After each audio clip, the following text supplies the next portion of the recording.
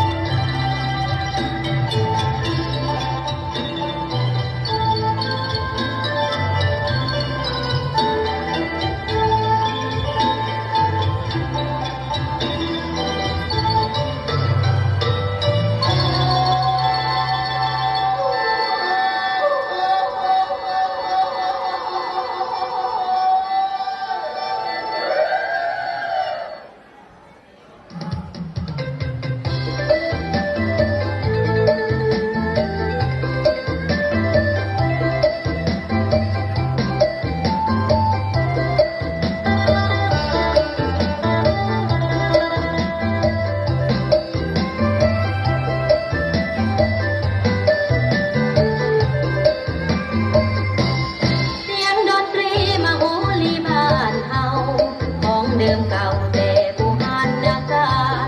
ต้องประสานเสียงละนาดของวงดังโป่งส่งเสียงคุยเสียงแคนดังโป่งส่งเสียงคุยเสียงแคน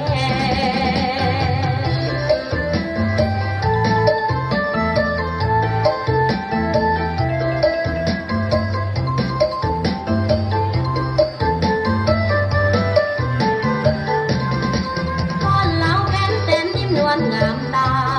ก้อนจำปาเจ้าโตผ่าสดใสอยู่แดนใดหัวใจบ่ลืมแสนตับตึงดังเสียงกอมแม่เอ๋ยแสนตับตึงดังเสียงกอมแม่เอ๋ย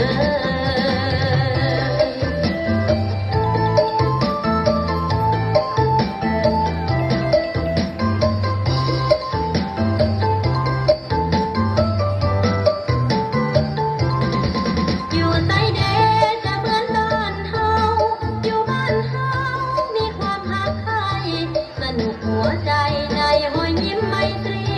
เมตตาลีน้องพี่ลาวเอ้ยเมตตาลีน้องพี่ลาวเอ้ย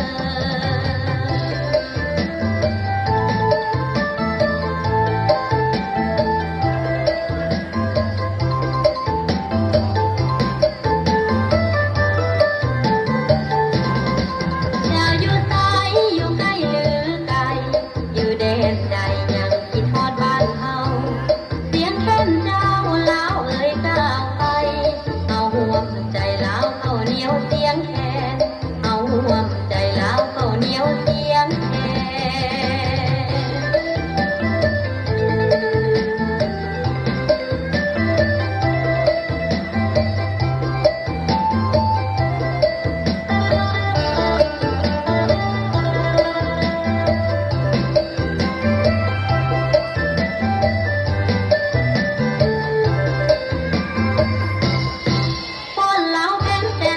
นงามตาก้อนจำปาเจ้าโสภาสดใสอยู่แดนใดหัวใจบ่ลืม